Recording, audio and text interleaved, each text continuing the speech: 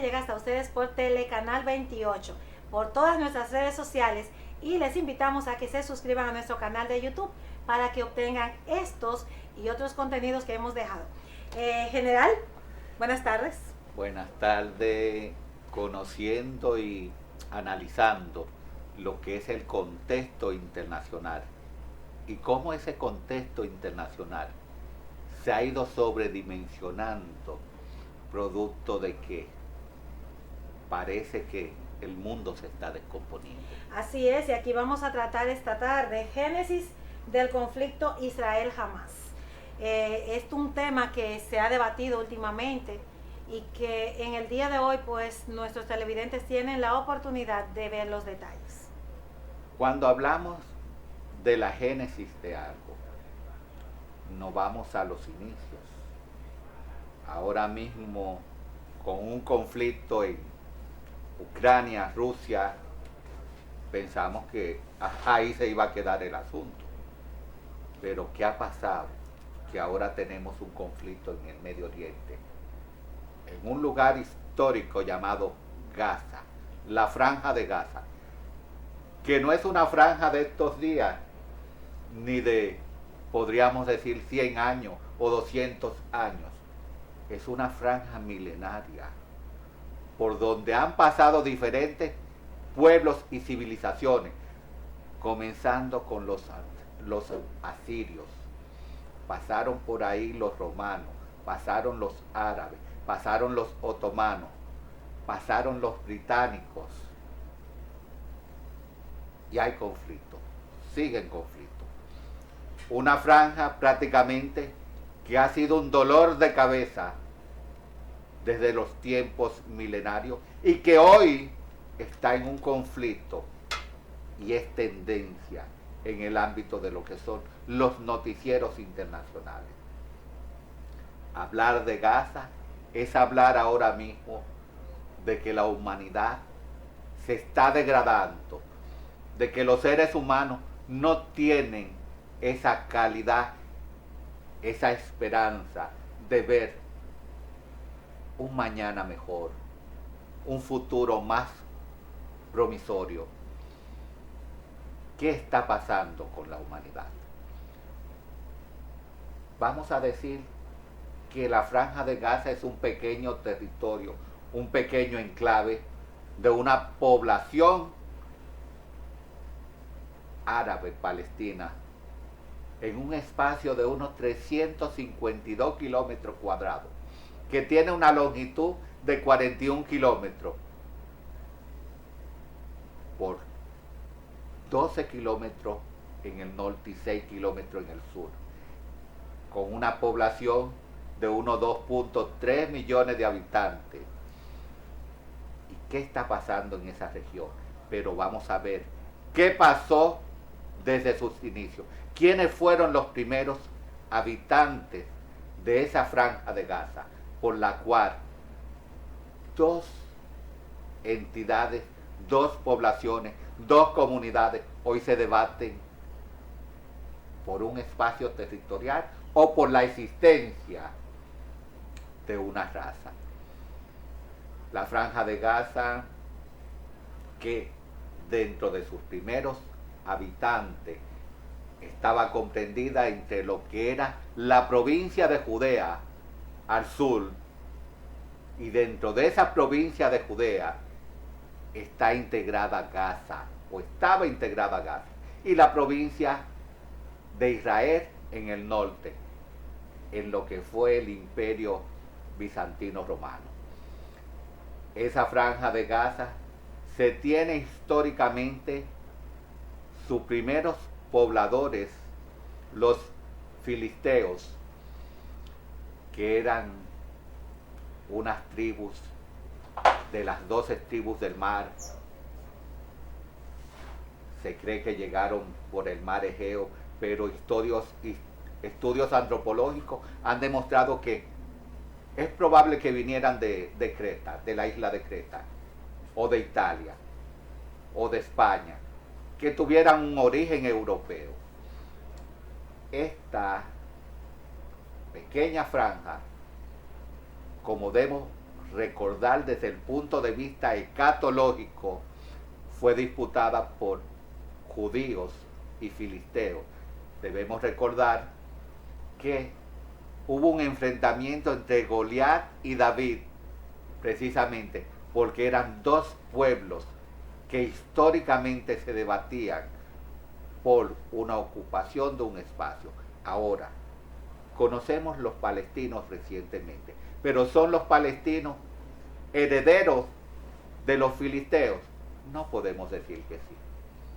¿Por qué? Porque los filisteos, que era una comunidad muy laboriosa, muy trabajadora, y que logró, a través de sus hazañas en el mar, enriquecieron esa zona. La intención de los filisteos era conquistar Egipto, pero no pudieron. Pero ¿qué pasó con los filisteos, ese pueblo? Que las corrientes, las hordas, las conquistas babilónicas de Nabucodonosor II acabaron, diezmaron ese pueblo. Y no solamente diezmaron el pueblo de los filisteos, que destruyeron a Jerusalén y el templo, con ello el templo de Salomón. Entonces, después, posteriormente, de esa destrucción, esa eliminación de ese pueblo, ahí estaban los judíos en Judea. Pero, ¿qué pasó después de esto?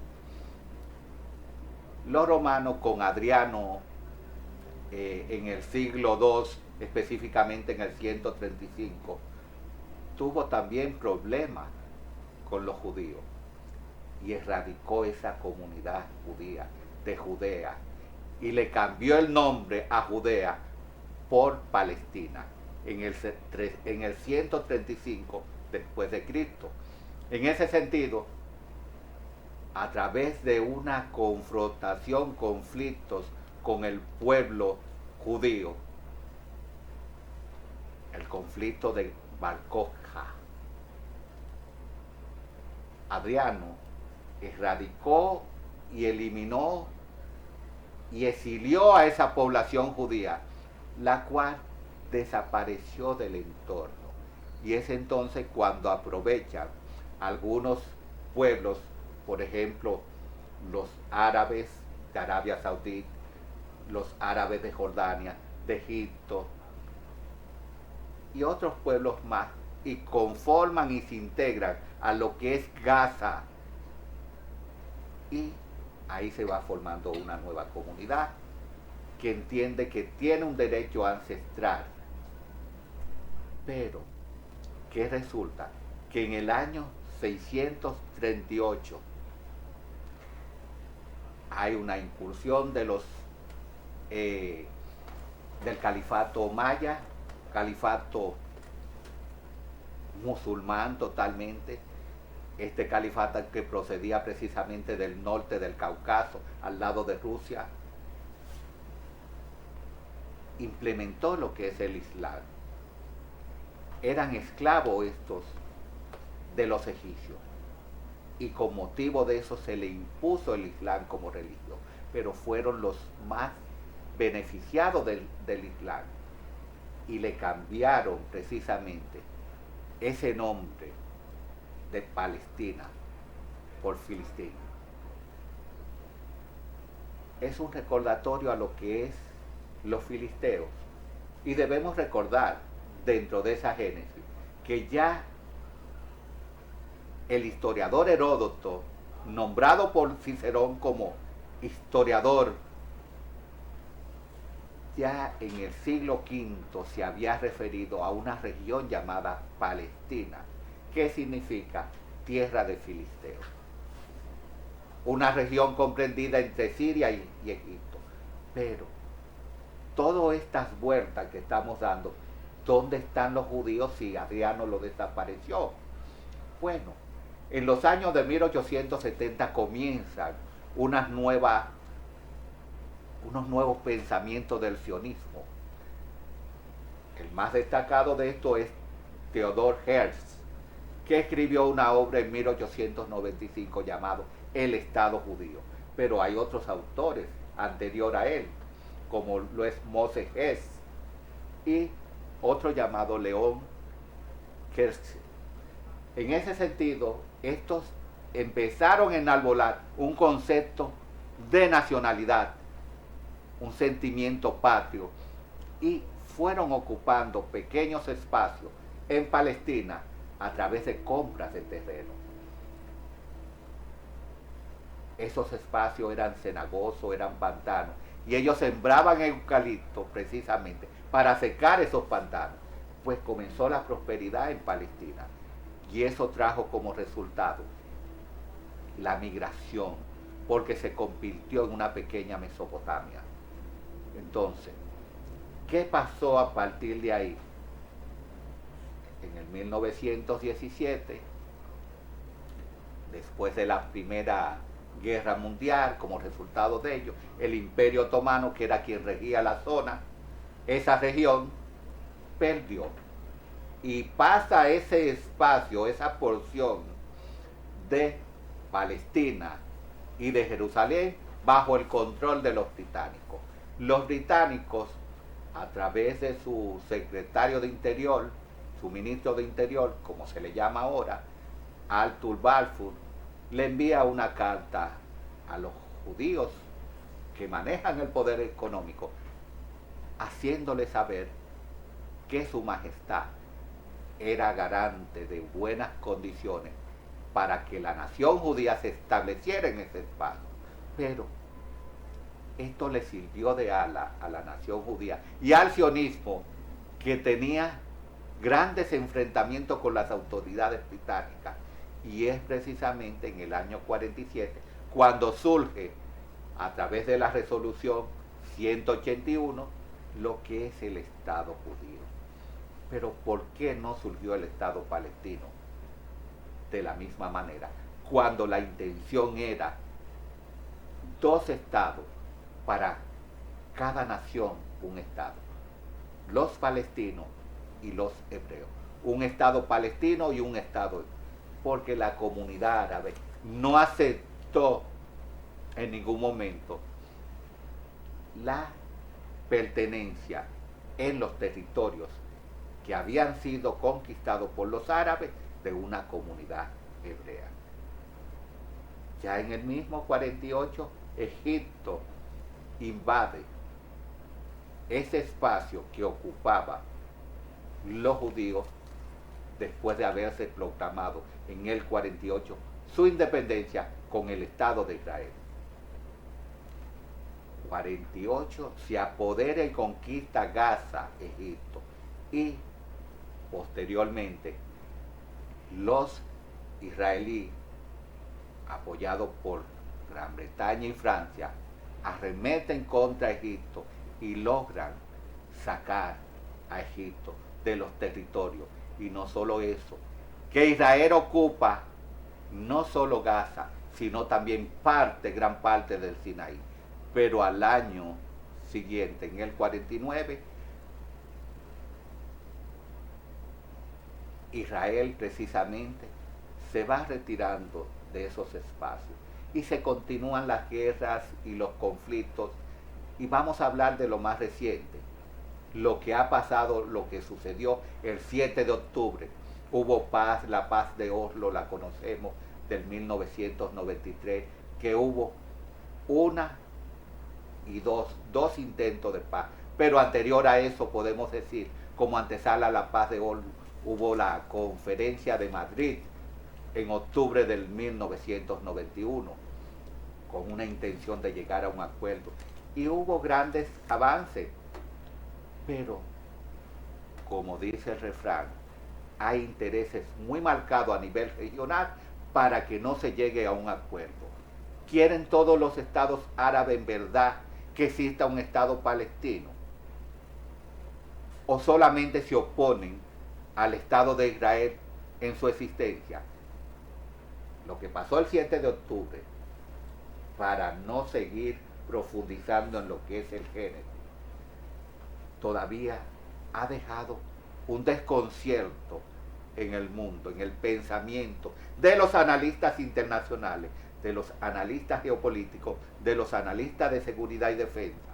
¿Por qué? Porque se dice, pero Israel es precisamente la meca de la inteligencia. ¿Cómo pasó esto? Si Israel tiene una de las inteligencias más avanzadas del mundo, es probable, se manejan varias teorías, es probable que por un conflicto interno, político, institucional del Estado de Israel, haya habido un descuido. ¿Que fue intencional o no? Eso todavía no se puede determinar. Pero sí el conflicto trajo como resultado la unificación de la identidad del pueblo de Israel y de sus corrientes políticas para enfrentar este desafío transfronterizo y que ahora se está convirtiendo, y es probable que se convierta, esperamos que no sea así, en un conflicto de escalada regional. ¿Por qué decimos esto? Porque hay amenazas de diferentes estados de corte, precisamente, islamista, de corte que tienen un discurso político amenazante, como lo es el Estado de Irán, que no desean que Israel ocupe un espacio en lo que es el Medio Oriente. Entonces, hablar ahora mismo de una paz a través de volver la frontera a lo que era en 1967 es una ilusión, desde mi punto de vista. Si Irán no reconoce en la actualidad el Estado de Israel y nunca lo ha reconocido como lo ha manifestado, podrá condicionarse a volver a que si vuelve a la frontera del 1967 en la guerra de los 6 días se va a garantizar la paz. La paz no se garantiza con una simple expresión de volver hacia atrás. ¿Por qué no? Porque hay demasiadas inquietudes que no se van a poder resolver para lograr la paz. Doctor, entonces eso explica el por qué no importa si Israel gana la guerra jamás, con esto no termina el conflicto. No, es que el asunto no es ganar una guerra, porque se ha mantenido en guerra por muchos años, y el problema de la guerra es que se tranquiliza por un tiempo y luego se vuelve. El gran problema en la Franja de Gaza no es lo que se ve, es lo que no se ve, porque como digo yo, la Franja de Gaza es como una arepa que tiene un fuego por arriba y otro fuego para abajo. Es una zona que tiene más de 500 túneles que dan acceso a lo que es Rafah para ir a Egipto, la franja, la salida de Rafah. Pero esos túneles también conducen a muchos lugares críticos al interior de Israel, porque si no, ¿cómo se explica ese movimiento tan repentino al interior de Israel sin haber cruzado la frontera directamente? Que se lanzaron por parapente, por paracaídas. Sí, pero no se explica. Hay muchos túneles todavía que la inteligencia egipcia la tiene dentro de su territorio y no lo sabe. Y ese es el gran dilema que tiene Egipto ahora mismo para realizar una incursión por tierra, porque tiene que determinar cuáles son los peligros que tiene debajo de sus subsuelos, debajo de sus edificaciones, túneles que están hasta 30 metros por debajo del nivel de la tierra. Esta fue su cátedra magistral del general Miguel Ángel Cordero sobre la génesis del conflicto Israel-Hamás. ¿Será hasta la próxima, doctor? Bueno, esperamos con la gracia de Dios que las situaciones no lleguen a mayores y que las buenas diligencias de los diferentes estados que están precisamente patrocinando una paz, aunque sea momentánea ante esta crisis, pues sea valedera, algo que en nuestros días se requiere de tanto como es la conceptualización de lo que se llama paz. Esperamos de esta manera que ese público que nos sigue en Aportando RD, pues se suscriban a su canal, hagan sus comentarios y nosotros les vamos a responder. Claro que sí, y formen parte de nuestra comunidad. Será hasta la próxima. Gracias, doctor.